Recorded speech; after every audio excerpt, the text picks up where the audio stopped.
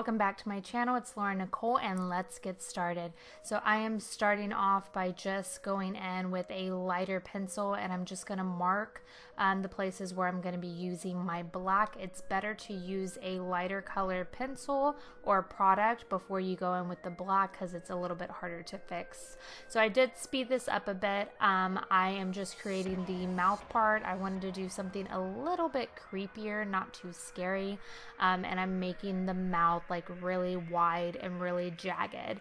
So you could see that I'm doing that here, and yeah, it looks a little crazy. So I'm going in with my Mehron Paint, which you guys know that I love. I'm using the orange color, which for whatever reason, it had a little bit different texture. I do not know why, but I just activated that with the water like I always do, and I'm just going to color in the places where I want the orange to appear.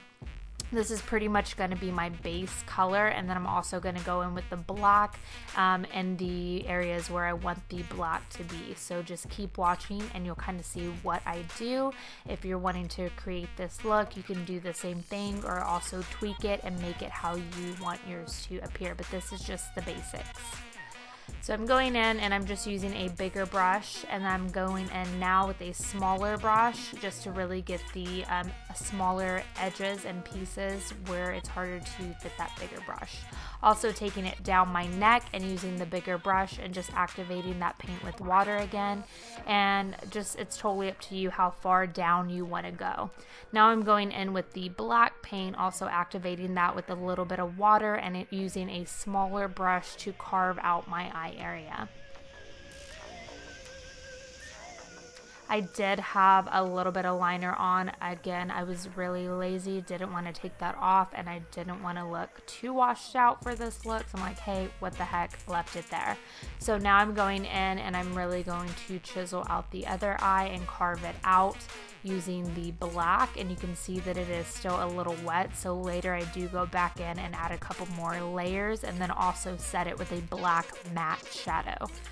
So I'm also going to take it into the mouth area here. It's not really like perfectly placed. This is my first time creating a look like this, and I will say this is one of the harder looks that I've created. So just make sure that you have plenty of time to create this look.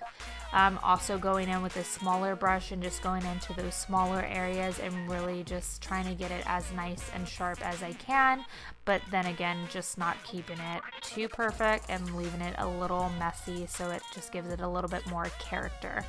Going in with a thin liner brush, and I'm just using that around my nose area and really getting in the cracks and crevices there. I love this smaller brush because you can really just kind of like sweep it up and down, and it's easy to use, so that's what I'm using here, and then taking it down my neck as well. I wasn't too sure how I was going to do my neck, so I kind of just went with the flow for this like I always do, and now I'm going in with the Inglot Shadow. It's an orange shadow, and just kind of really giving it more dimension and character, and just kind of placing that wherever I felt like I wanted it to kind of have a little bit more pop and show a little bit more color. So yeah, this is just me kind of going with the flow, and then I also added some highlighter and to the areas where I really wanted it to kind of bring forth and stand out. Now going in with my neck and just kind of creating whatever pattern that I wanted. Again, didn't keep it perfect. So my camera died, and I'm really sorry, this has never happened before, but I went in, added a matte black shadow and a little bit of glitter. So this was my final look. I hope you guys enjoyed.